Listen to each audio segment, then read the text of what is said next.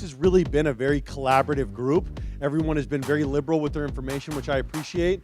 And the reason why all of these fantastic speakers are here today is because of that fantastic, big, handsome man in the back of the room who's closed over 4,000 transactions. He's a radio show host, he's an author, and he's the reason why we're all here today, Mr. Brent Gove.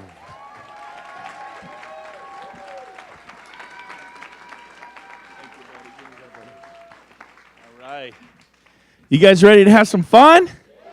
Okay, I'm not going to do what Tom did to you, right? But stand up real quick, just real quick. This is the last speaker to do it. And everyone turn around real quick and say hi to the person behind you. Real quick, turn around, say hi to the person behind you. Ah, that's bad. Bad, bad, bad.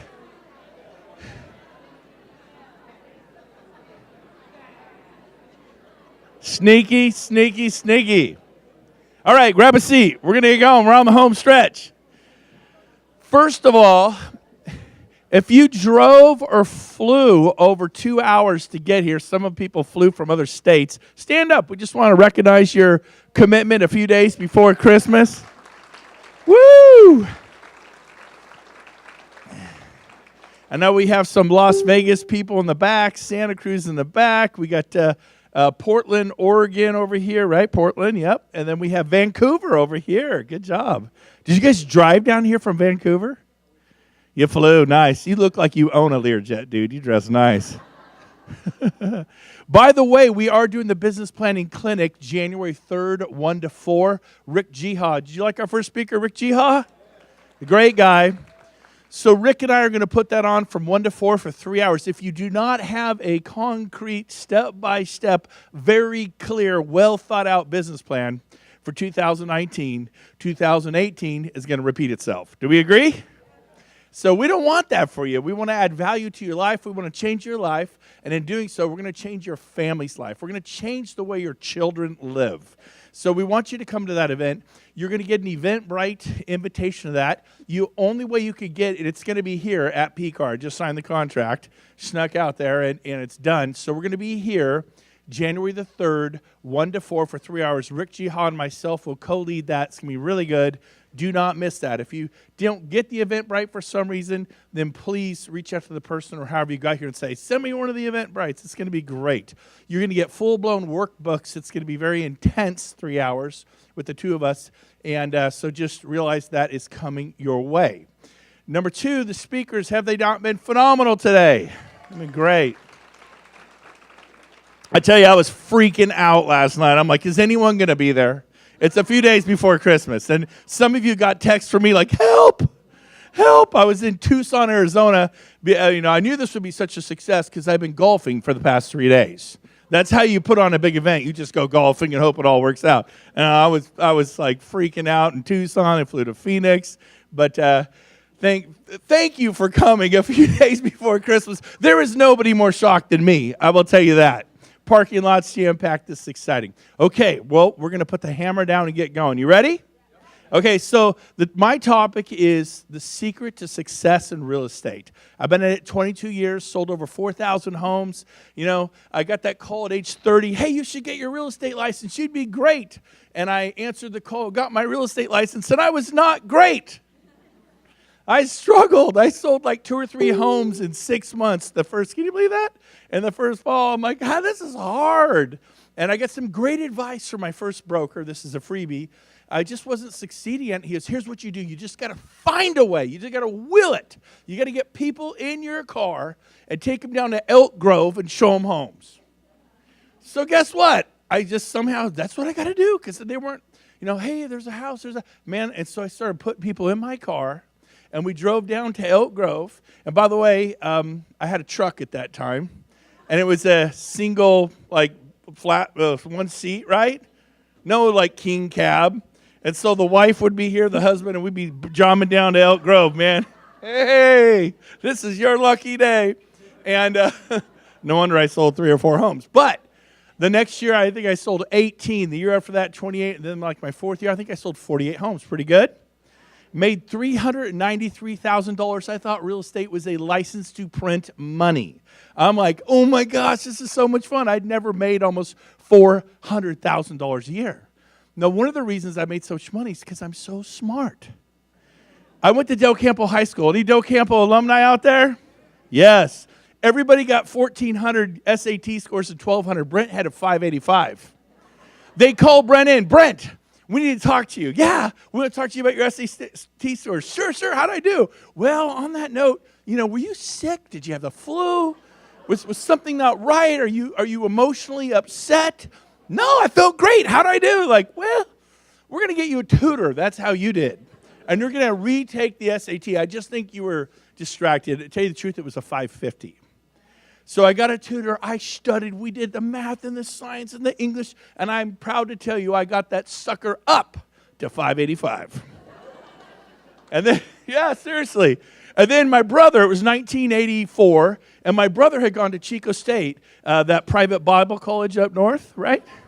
And they said, hey, I'm like, I went and visited him a few times. I'm like, that's my kind of Bible college, I'm a church-going guy now, but back then I was a K. My favorite fraternity was I Tappa Coors. Now, right?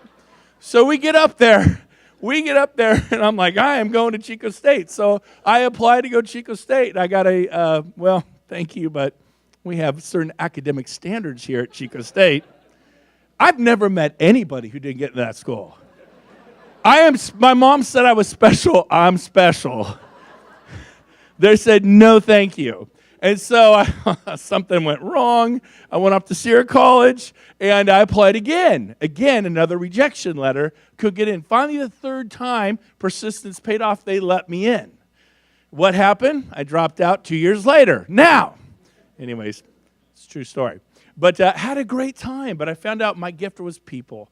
My gift was loving other people. My gift was being authentic, being real, and working my little tail off. Anybody can work hard?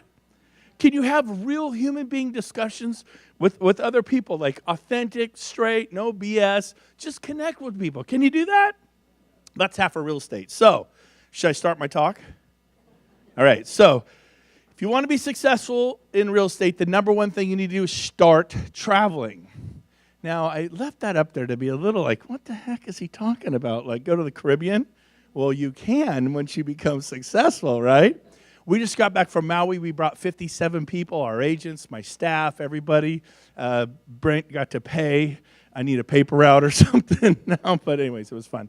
Pay for that. But we had a great time. But what I'm talking about is going to a Mike Ferry event, a Brian Buffini event. Why do I feel like my zipper's down right now? Okay, good, it's not. All right.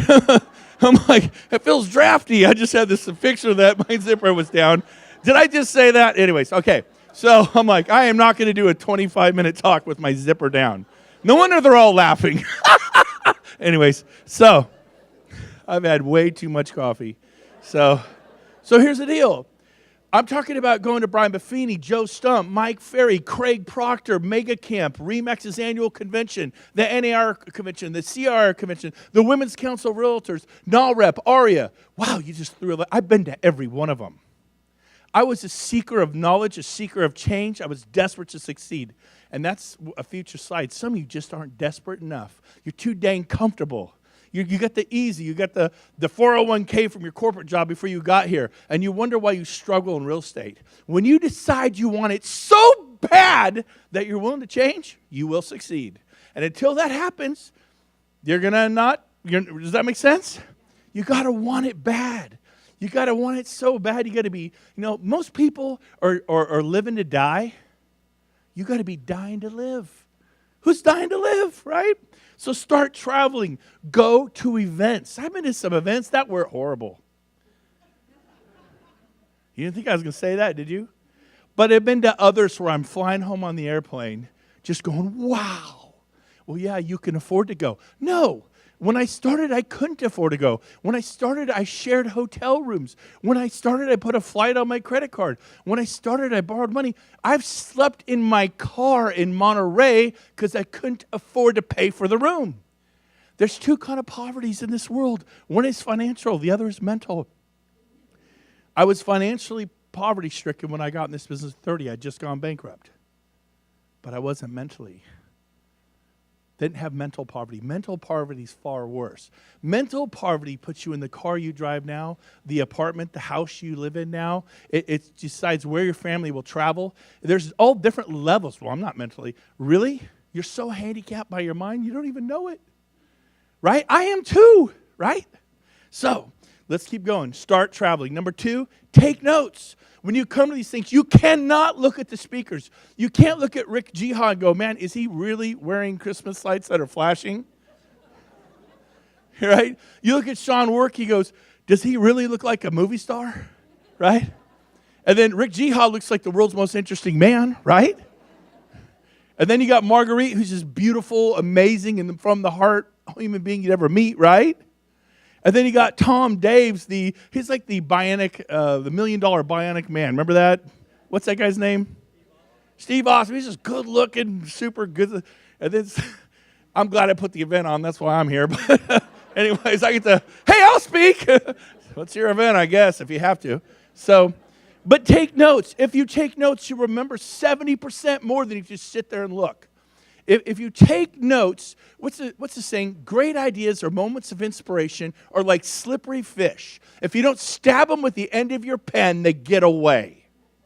I cannot tell you how many times on airplanes I fly home from conferences and take notes from my notes. And then I come up with actionable items, things I will implement. I'm getting ahead of myself. Let's keep going. Number 3, meet people. What do you mean by that? You are not allowed to be shy. You are not allowed to be quiet. Well, I am shy. I am quiet. Stop it! When I was 19, I got into sales. I shook so bad. I remember this one woman up in Chico. I'd lived there for 10 years, got married, had 2 kids. Whoa. Oh, no. All right, we need a new one. We need a new one. That thing just like said 4 pieces.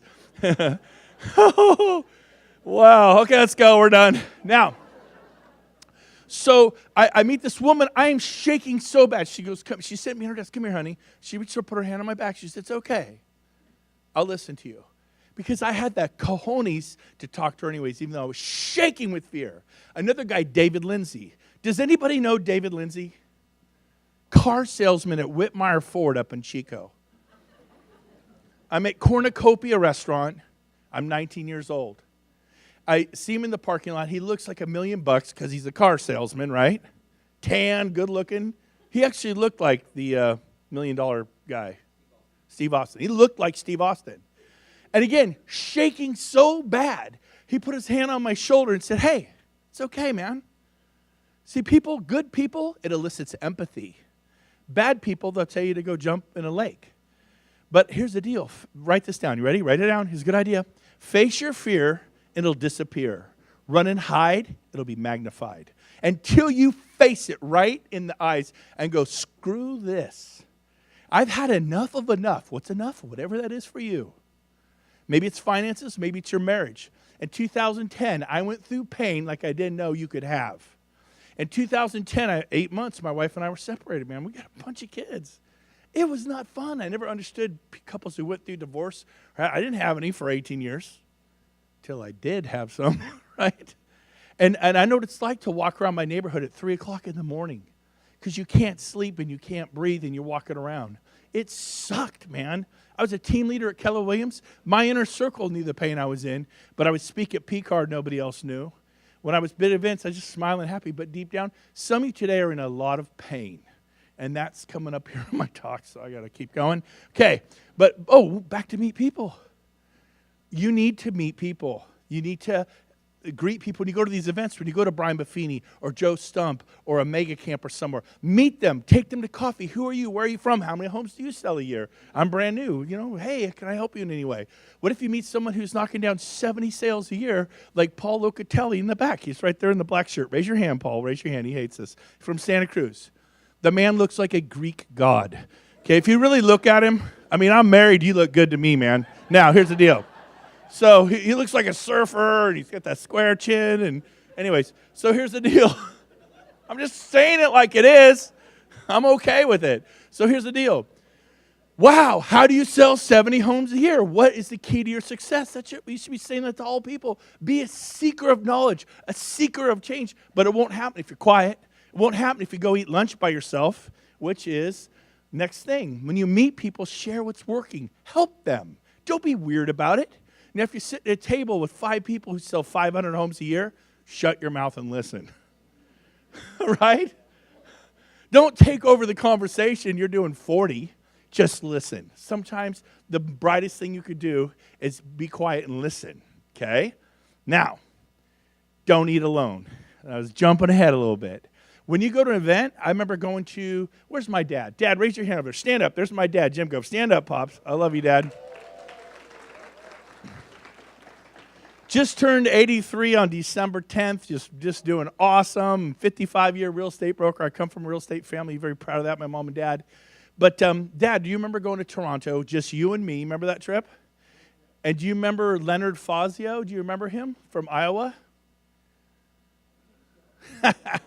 I say that all the time. I played golf yesterday and lost. I think I played golf yesterday. I don't remember when I lose. And that's a convenient memory I have.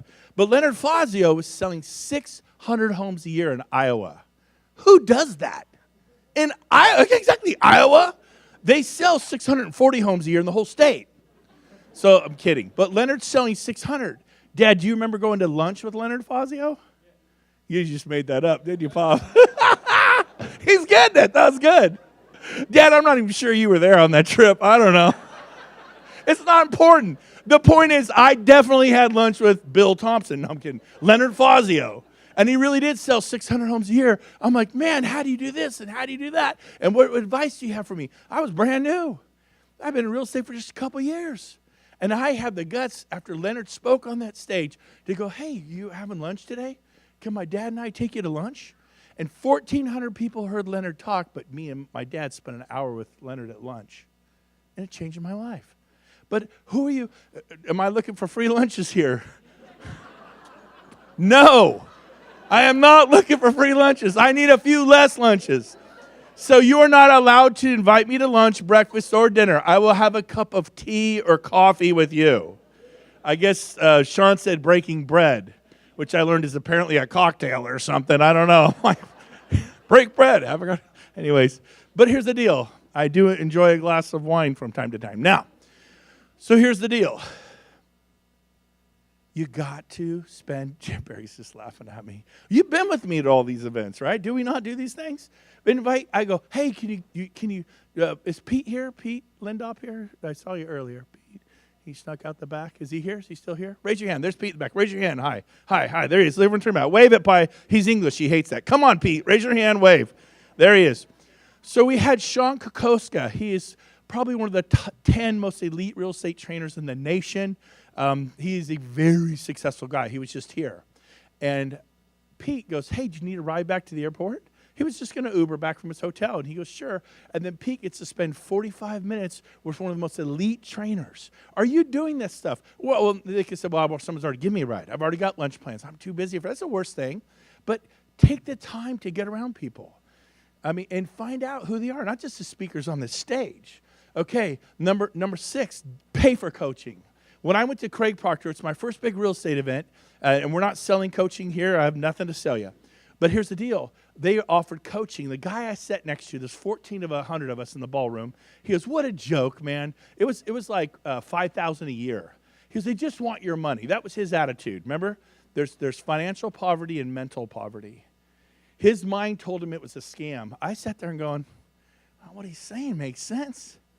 Craig Proctor, #1 RE/MAX agent worldwide out of 128,000. I think I wouldn't mind a little coaching by that guy. And call me a sucker, but I signed up for Craig Proctor coaching. I don't know what it was, $548 a month for a year. Signed a contract. I was really confident. Right? But guess what? He taught me how to leverage my time, how to market, how to build a team, a database, how to do this. All of a sudden, I went from 48 sales. Next year, 112. Next year, 180. Next year, 240. Next year, like 320. Next year, 429 sales a year. In 1 year. Is that a good year? How many agents in America sell 429 homes in their whole career? But I was teachable and coachable. Are you teachable and coachable? Well, I already know everything. Really? You're about to get passed. Ford, Dodge, Chevy, they knew everything. And who passed them? Honda and Toyota. They call it the Rust Belt. They barely made it through because they weren't teachable, they weren't coachable. They didn't hear that times have changed, everything's going gas efficient, and these little tiny gas efficient cars, and everyone bought those 30-mile-an-hour Hondas. And if you ever ran over one of them on the road, it's like, boom, boom. But people bought them anyways, okay? They had good gas mileage. It's like, right? It's like the Toyota Prius. You know, bam, bam, what was that, honey? I don't know, I think it was a Prius. I'm sorry. Paul drove here in a Prius from Santa Cruz. He's a, Santa Cruz, save the ocean guy. All right. I got to keep going. I'm going to get myself in trouble. Be teachable. Are you really teachable? Are you just too busy talking? Man, what is it I need to do? What did Rick Jihas said? He goes, how many of you know the one thing you do? And he's like, just do it. You don't need a seminar. Did you write that one down? I mean, there's a guy, Gary Keller. I don't know if you've heard of him. He wrote a book called The One Thing. What's the one thing? You've been to the One Thing seminar? Uh-huh. You've been to expansion seminars? Uh-huh. Man, how do you sell real estate? I go to seminars all the time. They inspire me. They motivate me. I went to this one event. How do I say it? It was the body, mind, soul type of thing. Nothing to do with real estate. It was terrible. I went to another one a year ago. It was phenomenal. And I wish I could tell you every seminar, every coach. I tried coaching, didn't work. Well, try a new coach, right? I tried sushi. I hate it. So did I. It's my favorite food now. I like food. Okay? If where would you go for your birthday? McCooney's. I like McCooney's. I like Taro. That guy's crazy. Okay, implement. So once you get these ideas, once you get this information, you must implement. You're like, that's when I'm on airplanes. I love my time on airplanes flying home. And you take notes from your notes and you come up with things to implement. Not 40, like 2 or 3. Like, what are the 2 or 3 things you're going to do tomorrow? What are the 2 or 3 things you're going to do by the end of next week? What are the 2 or 3 bigger projects that you're going to do by the end of the first month? What are 2 or 3 things, or 1 or 2 that you're going to do done by the end of the year? Or 1, like Gary says, monotask, right? So, very important to implement. Number 9, fail often and quickly. What do I mean by that? You want to get good at real estate, do a lot of it. I've done more open houses than anyone in this room. I'm quite convinced of it. For years and years and years and years, I did them Saturday and Sunday. Until I built a huge team and didn't have to do them anymore. I don't do haven't done an open house in decades, like 5 decades. But the point is I don't have to do them anymore. I teach my agents how to do them, do 1 or 2, and I'm out. But I did it, and I got really good at it. I mean, how do you think I'd be really good at an open house? Man, I would pull up chairs, stand in front of people, get everyone in the kitchen, 30 people in the kitchen, and say, let me tell you what's happening here today. Is that how you do your open house? How do you get so many people? Go to Facebook, go to my wall. James, can you bring it to the top? And I sell how to do a mega open house for $5.95. Been selling it for years all over the country. Sold lots of them. $595, because people call me and talk to me for an hour about it. I go, here, buy my DVD. So I monetized it. You can have it. I did a talk here at PCAR last April, and it's the best one I've ever done. Fully updated. It's free. It's on my wall. So you're like, what's a wall? I don't know either, but they told me to say that, okay? It's on my wall of Facebook, okay? You don't know what a wall is. No, I don't know. I couldn't find my own wall, okay? Find your wall. Now, find a 14-year-old. They'll show you the wall. Right? Find a 12-year-old, your neighbor. Now, fail often and quickly, though. That's how you get it. Here's the deal. Someone was talking about money earlier, and it was Marguerite. And she's talking about, why are we so focused on the internet and the internet and the internet? Well, it's just money. We would rather spend our money than risk our precious ego.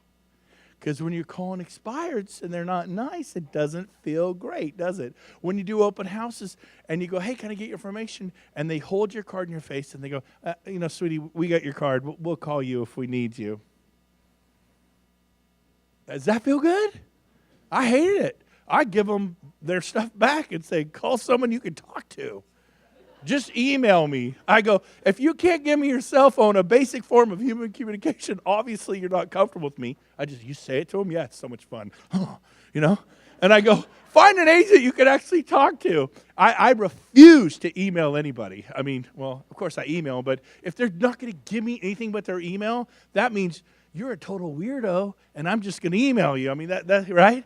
I mean, we give our cell phone numbers, so I didn't build enough rapport or trust. And I know it may shock you, but I'm not everybody's flavor, right? So let's keep going. Observe. What do you mean observe? Find people that are killing it, and then you go kill it. Find someone who has 7 homes in escrow and ask them what they're doing, and then emulate, which is probably the next one. Emulate. Emulate success. Copy success. My entire open house program that I've been doing for 18 years came from John Brooks Realty.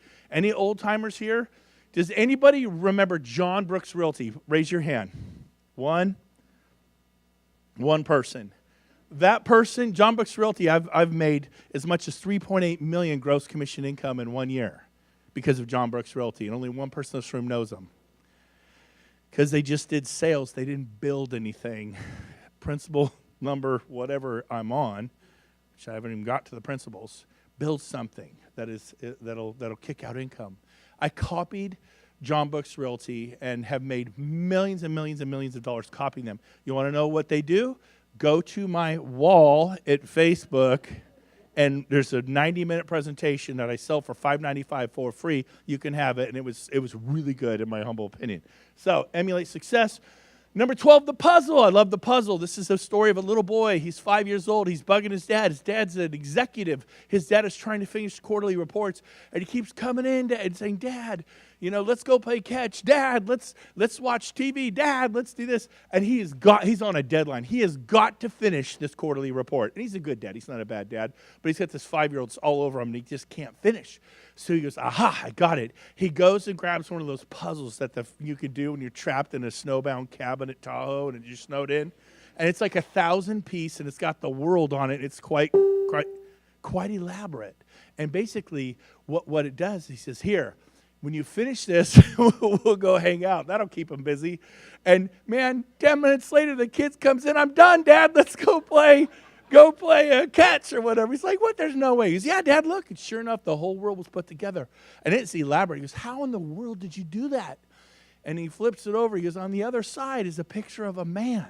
And it could be a woman. I don't mean to be, sexist here. It's a picture of a woman. Let's not be sexist. Now, all you guys are hurt. Now, deal with it. Now, so there's a picture of a woman, and the little boy goes, it was simple, Dad. I just, instead of putting the world together, I just put the person together. I put the woman together. And once I put the woman together, the whole world came together. Isn't that good? Not good? I heard that. That was very sweet. So, brings me to my next topic, Tony Robbins. What do you mean? I was fortunate in 1999, before 9/11, before Hong Kong went back to China. It was still controlled by the British. I went to Hong Kong. From there, I smuggled Bibles into Chengdu and China, which was like, they send you to Mongolia if they catch you. It was like, I don't know, that's crazy. I want to go do it, right? And so we smuggled with 19 people. We smuggled Bibles into China. That's what I did for 19 days. Backpacks, suitcases, clothes with Bibles sewed into them, because it was illegal to have a Bible. You get in big trouble. So I'm like, perfect, sign me up. And then I went to Chengdu. I went to Lhasa. I ended up in Tibet, in the Dalai Lama's palace. We're sharing stuff with Buddhist monks that have never, ever even seen a Bible because it's outlawed, right? And I had a great time for 19 days in the Orient. Who here's ever been to the Orient? Anybody? It's amazing. So help me out here. You ready? Everyone together. Say the word silk. Say the word silk. One more time. Say the word silk. What do cows drink? Water. Cows drink water. Why did you say milk? Well, it was a little trick. No, there's stuff going on in your mind that makes you react a certain way. And it's not how you act in life, it's how you react when the chips are down. When it's too tough for you, it's just right for me. What have I read? Who have I hung out with? What events did I go to? Or what bars did I hang out in? What drugs did I take? What people am I hanging out with that are tearing me down? Go get a real job, get out of real estate. And so you got to implement the principle of vacuum, which is coming up. But one of the people who can help you win inside is Tony Robbins. I'd nenever been to a Tony Robbins event. It's one of the only things I'd never gone to. So I just thought they were weird. And the only reason I thought they were weird is because you walk on fire. I'm not walking on fire. That's weird. They're a bunch of weirdos. Well, 2 years ago I went. I'm weird now, boy. So here's the deal. It was great. I'm telling you, it was absolutely fantastic. Did I agree with everything Tony Robbins said? No. Did you go to college? Did you agree with everything your college professors ever said? No. And 98% of what he said I really liked and enjoyed. Maybe 99. So that night, there's no way I'm walking on fire, but 1 a.m., Brent Gove was going, ooh, ooh, and I did it, man. I walked on fire. It was awesome, man. It was good. That's not even the point. If you've never been to a Tony Robbins event, you should go, because it's all about controlling your thinking. It's about being mentally broke. It's about learning to win inside, to control your thoughts. You just react a certain way. A little while ago, I pulled out of my gated community, and it was 7:30. The sun's barreling. I'm turning east, and the sun is like in my face. I can't even see. I'm squinting. I look right. I see a car coming. It wasn't close. I pull out, and it wasn't even close to the guy. He comes up on me at like 90, slamming on his brakes, flashing his lights, shaking his fist. And instantly, I got to be honest with you, this is years ago before I was mature, I started getting pissed. I'm like, dude, I wasn't even close. Calm the heck down. And it's not how you react. It's not how you act. It's how you react. But I got to admit, I kind of got upset, right? But I held it in, and he made a right, thank heavens, because I'm like, whoa, I didn't deserve that. And I'm driving down there. I've never flipped anybody off driving, but you know what I mean? I was upset. And I didn't do it. Phone rings 30 seconds later. Hey, Brent, this is Tony. I saw you pull out of your development. I was trying to get your attention, man. How are you? And I'm almost like, could you imagine? Hey, Tony, I'm doing good, Tony. Right? So the other day, I passed a guy in a big truck with big tires. And guys with giant trucks, giant tires, they want to do what? They want to dominate. They're telling you, I'm going to run you over. I work out at Gold's Gym with Arnold. And so, right? And I cut him off bad. Didn't see him. It was totally my bad. He pulls up next to me, and he is cussing, swearing, screaming. He's about to just drive over me. It's a couple years ago. And it startled me, but I'm like, hey, man, I'm sorry. Please forgive me. My bad. And he was close enough where he could see it. He goes, oh, it's cool. No problem. And he's like, mwah. But see, who's going to win who? Who's going to sway who? I'm bringing people to my side. So, wow, did I have that again? Did I cover that one? I went the wrong way. Somehow I went the wrong way. So, be desperate. We're on the home stretch. Be desperate to succeed. Some of you are too comfortable. Don't be needy. There's a difference between needy and desperate. Desperate just means you want it so bad you'll chew through leather. You'll figure it out, okay? Pain is a good thing. Some of you are in pain today. We talked about my pain in 2010. I'm not in that kind of pain now. My wife likes me again. Let's hear it for my wife, right? I like her. I always liked her. Anyways, there's just a little while where she wasn't sure she liked me. I don't know why. Anyways, but some of you are in pain today. You know what I want to say? That's awesome. Because here's one worth writing down. It's not the force of the gale, but the set of your sail that determines your direction in life. I'll say it again. It's not the force of the gale, but the set of your sail. See, wind is good if you're in a sailboat, and you'll go what? Faster. Pain will move you. Pain is good. Take it in and realize it's time for change. Some of you just aren't in enough pain to change. I was in so much pain, we went to 37 marriage counseling appointments for an hour with a marriage counselor I didn't like. But I wanted to stay married, so I went. I didn't like what he had to say to me, but I learned once I stopped dreaming about tackling him through the window. I'm not even joking on that one, okay? Tony Robbins, I want to hurt this boy. Anyways, but you go through things. Plan, you got to have a plan. If you fail to plan, you plan to fail. If you fail to plan, you plan to fail. More people spend time planning their wedding and their vacations than they do their financial future.